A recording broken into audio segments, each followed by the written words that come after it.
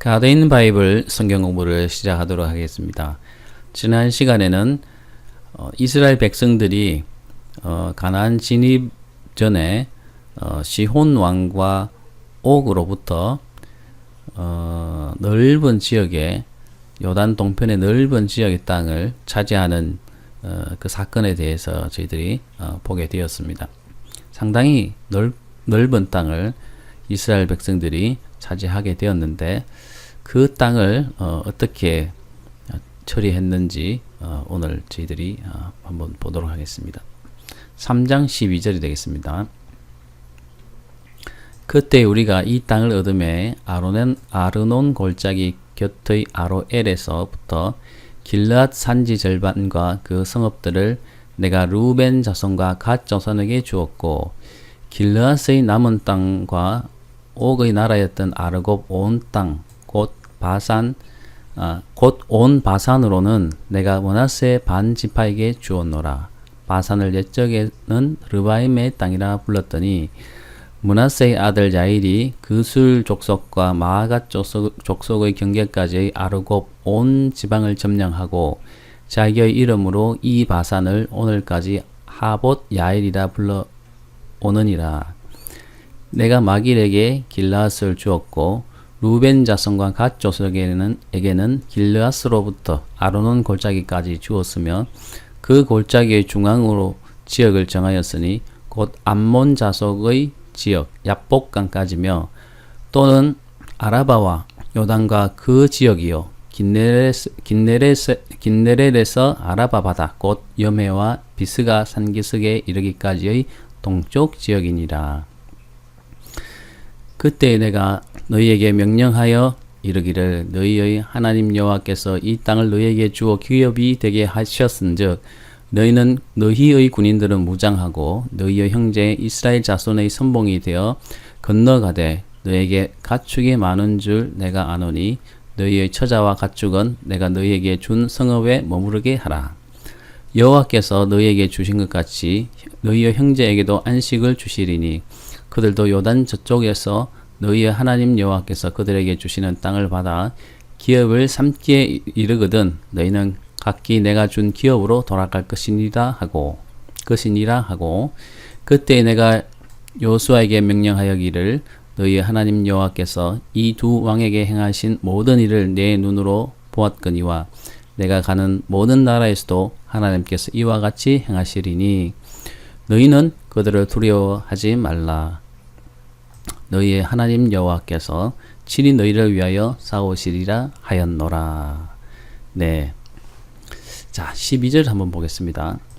그때 우리가 이 땅을 얻음에 아르논 골짜기 곁의 아로엘에서부터 길르앗 산지 절반과 그 성읍들을 내가 루벤 자손과 갓 자손에게 주었고. 자, 여기 보면은 아르논 골짜기와 아로엘이라는 지역이 나옵니다. 자, 그때 우리가 이 땅을 얻음에 시혼과 옥으로부터 많은 땅을 넓은 땅을 그들이 얻었는데 아르논 골짜기 곁의 아로엘에서부터 길르앗 산지 절반 그 성읍들을 내가 루벤 자손과 갓 자손에게 주었고. 자, 지도를 한번 보겠습니다. 자, 이 지도가 가나안에 들어간 이스라엘 사람들이 각 지파별로 땅을 분배받았는 그 지역을 나타내는 지도입니다. 자, 여기가 여매가 되겠는데 사해가 되겠는데 이 사해 상단으로 요단강이 흘러 들어오고 있죠. 흘러 들어오고 있는데 이 흘러 들어오는 동쪽에 있는 이 지역은 루벤 지파 사람들이 분배받게 되었습니다. 요단강을 건너서 가나안 정복 전쟁을 일으켜서 그 가나안 땅을 취하기 전에 벌써 루벤 지파와 갓 지파는 그 땅을 이미 분배받게 되는 그런 상황인 것이죠. 그래서 루벤 지파와 갓 지파는 이 사해 동쪽 요단강 동편에 있는 넓은 땅을 이미 분배를 받았습니다. 그들은 목축을 많이 하는 그런 양떼들이나 이런 풀을 뜯는 짐승들이 많은 가축이 많은 그런 지파였기 때문에 그들은 이것이 좋다고 그들이 해서 그곳에서 머물게 되었고, 르벤 지파는 사해 동쪽에 있는 아르논강 북쪽에서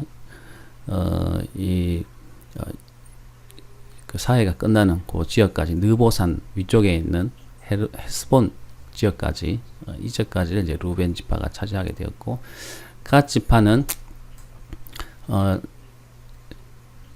루벤 지파의 경계로부터 전체 이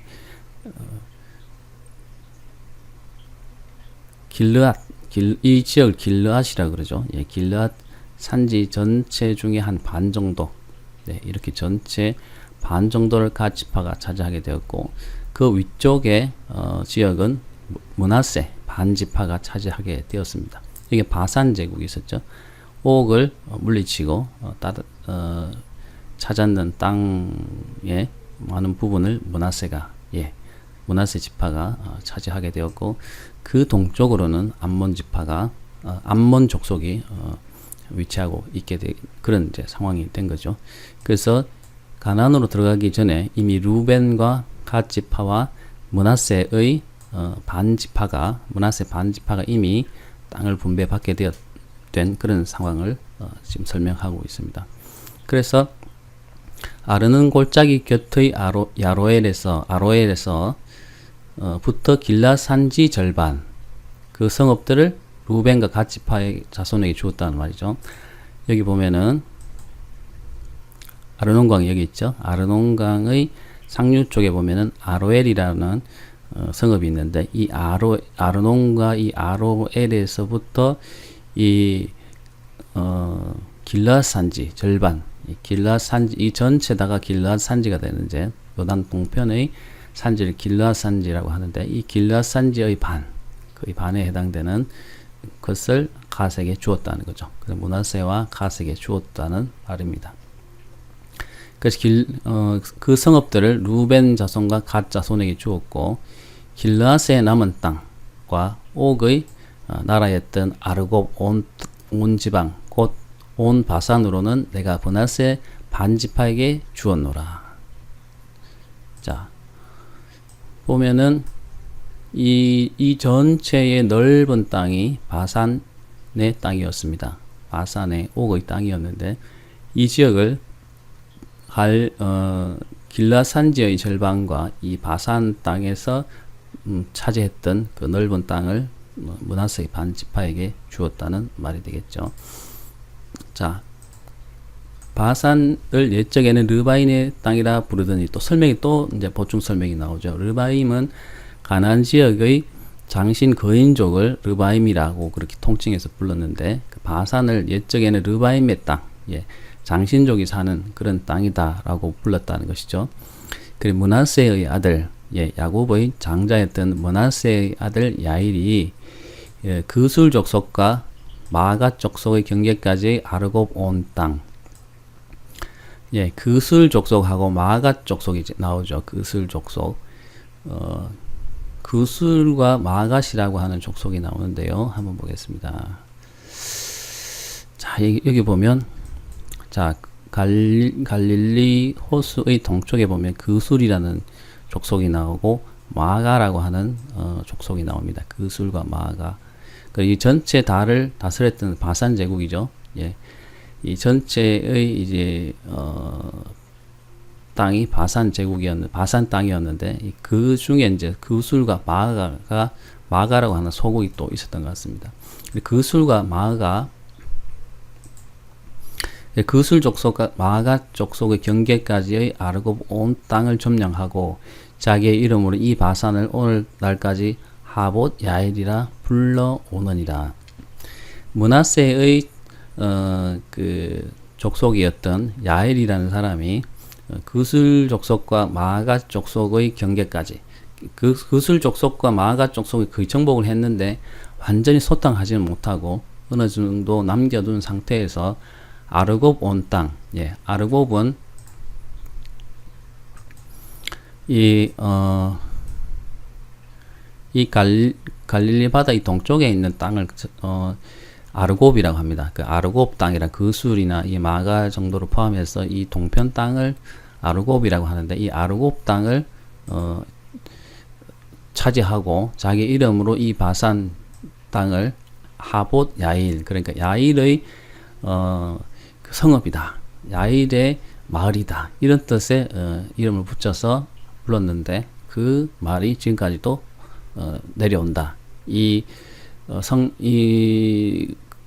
문서를 받는 그 사람들이 지금 알 수 있는 그런 지명으로는 하봇 야일이라고 하는 지명으로 지금 불려오기 때문에 그 하봇 야일이라는 그 기원이 그렇게 됐다라고 보십시오. 갈로가 쳐져 있죠. 이 갈로의 설명은 원저자가 쓴 것이 아니라 중간에 삽입해서 쓰여진 것이기 때문에 원저자는 사실 하봇 야일이라고 불려지는지 안 불려지는지 몰랐을 거 아니겠습니까? 그런데 후대에 그것을 필사를 하면서 첨가된 그런 내용이기 때문에 하봇 야일이 그 후대에 불리고 있다, 이런 내용이 이제 첨가되어 들어가 있는 것이죠. 그리고 내가 마길에게 길르앗을 주었고, 예, 마길은 므낫세의 장자입니다. 그래서 므낫세의 장자에게 그 길르앗 땅을 주었고, 루벤 자손과 갓 자손에게는 두 지파 반이 그 요단 동평의 땅을 분배받게 되는데, 므낫세 족속은 그 제일 윗단에 므낫세 반 지파가 차지하게 되고, 그 밑으로는 갓 자손이 길르앗을 반에 차지를 하게 되고, 그 밑으로는 루벤 족속이 차지하게 되지 않습니까? 그래서 두 지파 반의 분배가 이미 이루어졌는데, 루벤 자손 그 다음에 갓 자손에게는 우리 아까 봤듯이 길르앗으로부터 아르논 골짜기 주었으되 그 골짜기 중앙으로 지역을 정하였으니 암몬 작속의 지역 곧 약복강까지며. 자, 다시 설명이 또 반복되고 있는 것 같습니다. 길르앗으로부터 아르논 골짜기, 우리가 아까 봤죠. 길르앗으로부터, 여기 길르앗이라는 산지죠. 길르앗에서부터 아르논 골짜기, 여기까지를 갓 자손과 루벤 족속에게 주었다라고 하고, 그 골짜기의 중앙으로 지역을 정하였다라고 하죠.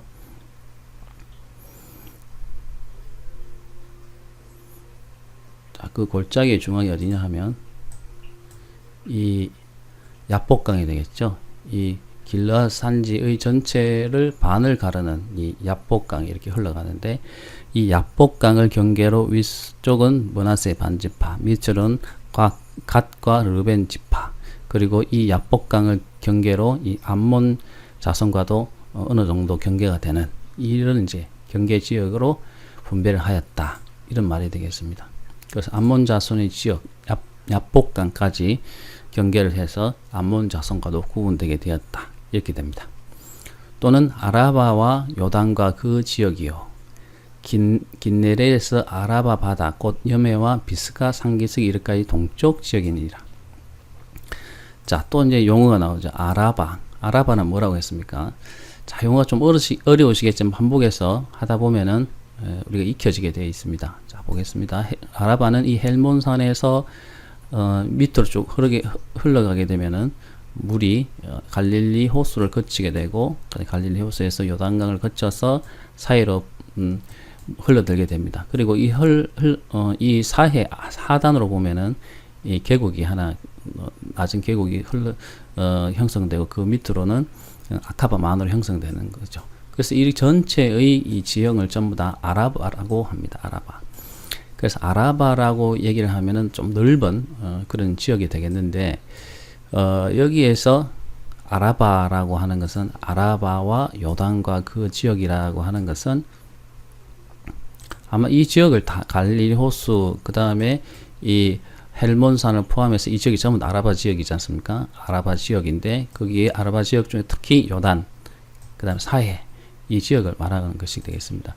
그래서 요단과 그 지역, 그 긴네렛에서 아라바 바다라고 하는 긴네렛이라고 하는 것은 이 갈릴리 호수를 여러 가지 호칭으로 불렀는데, 이 갈릴리 호수를 긴네렛 호수 또는 게네사렛 호수 또는 갈릴리 바다, 뭐 이렇게 여러 가지 호칭으로 불렀습니다. 그래서 긴네렛이라는 것은 갈릴리 호수를 얘기하는 것입니다. 그 그리고 아라바 바다라고 하는 것은 사해, 지금 염해라고 얘기하는 거죠. 아라바 바다, 사해. 그 다음에 비스가 상기스. 비스가는 어디냐 하면 이 동쪽에 있는 느보산, 동쪽에 느보산이 있죠.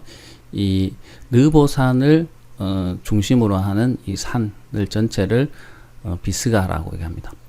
비스가 중에서 높은 산이 느보산이 되겠고, 이 전체를 뭐 비스가 산지 이렇게 얘기하는 것입니다. 그래서 지명이 나오죠. 사해, 비스가 산지, 그 다음에 요단강, 그리고 갈릴리 바다, 긴네렛, 그 다음에 아라바라고 하는 건 아마 헤르몬산에서 이 밑으로 내려오는 이 지역을 또 아라바라고 하는 것 같습니다. 그래서 아라바, 긴네렛, 요단강, 그 다음에 사해, 그 다음에 비스가의 그 상기스 를 포함해서 이 전체 다를 요 동편, 요 지역의 동편 지역이라는 것이죠.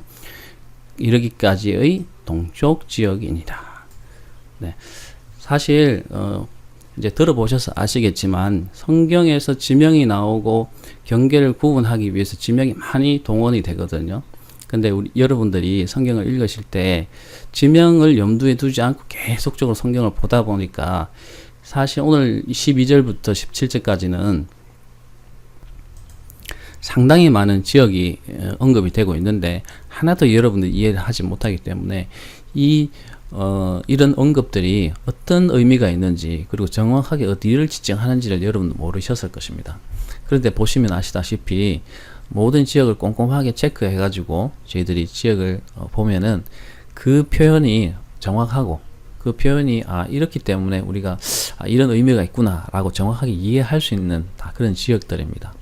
그래서 익숙하게 여러분들이 처음에는 익숙하지 않겠지만 하다 보면은 익숙해지고 이런 지명들이 먼저 지도에서 떠오를 것이기 때문에 반복해서 이 지역을 보다 보면 상당히 이 성경에 대한 이해도가 높아지고 지역에 대한 어떤 그런 개념들이 여러분 머릿속에 빨리빨리 떠오를 것이기 때문에 입체적으로 성경을 이해할 수 있게 되겠습니다. 그렇기 때문에 조금 힘드시더라도 지도를 통해서 좀 지역을 이해하는 것이 좋습니다. 저도 사실은 설명을 할 때 그냥 간단하게 설명하고 넘어갈 수도 있는 것이지만 어저께 지도를 펴서 이렇게 공부를 하는 이유는 여러분들이 이렇게 입체적으로 지역을 이해해 가면서 성경 공부를 하면 유익하기 때문에 제가 다소간의 그런 시간을 할애해서 공부를 하고 있는 것입니다. 그렇기 때문에 한번 그렇게 해보시면 좋겠습니다. 자, 그럼 18절 한번 보겠습니다. 그때 내가 너희에게 명령하여 이르기를 너희 하나님 여호와께서 이 땅을 너희에게 주어 기업이 되게 하셨은즉 너희의 군인들은 무장하고 너희의 형제 이스라엘 자손의 선봉이 되어 건너가되. 자, 두 지파 반이 이미 요단 동편에 있는 넓은 지역을 차지하고 있었습니다. 그렇죠? 루벤 족속과 갓 족속과 므낫세 반지파 지파가 이미 땅을 차지하고 있기 때문에 그 본격적인 정복 전쟁에 참여하지 않아도 되는 그런 상황이 놓이게 된 거죠. 그런 것을 알기 때문에 모세가 그 두 지파 반에게 명령을 하는 그런 이 장면이 되겠습니다. 그때라는 것은 땅을 분배한 그때의 말이죠.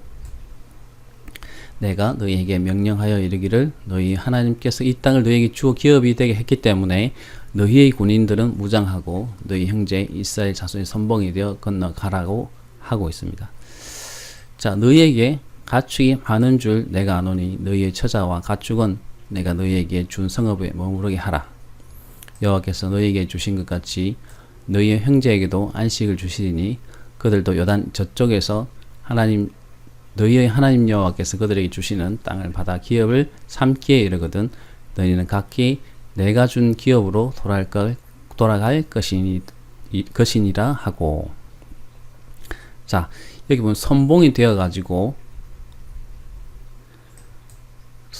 되어 건너가되 이렇게 하고 있죠. 사실 여리고성 점령을 할 때는 제사장의 그 행렬 그 앞에 선봉이 되어 가지고 싸우는 그런 모습을 볼 수 있습니다. 선봉이 되라는 것은 모범적으로 앞장서서 이미 자기들은 땅을 분배받았지만 그 다른 지파들의 형제 지파들의 승리를 위해서 열심히 노력하고 협력하는 그런 모습을 보이라는 것이죠. 그래서 처자와 가축은 남겨두고 넘어가서 형제를 도우라고 하는데 대다수의 병력이 다 넘어간 것은 아니고 한 3분의 2 정도의 병력은 남아 있었고 나머지 병력은 넘어가서 형제들과 함께 싸운 것을 우리가 볼 수 있습니다. 자, 그래서 자 21절 보면 그때에 내가 여호수아에게 명령하여 이르기를 너희의 하나님 여호와께서 이 두 왕에게 행하신 모든 일을 내 눈으로 보았거니와 내가 가는 모든 나라에서도 여호와께서 이같이 행하시리니 너희는 그들을 두려워 말라. 그들의 하나님 여호와께서 친히 너희를 위하여 싸우리라 하였노라.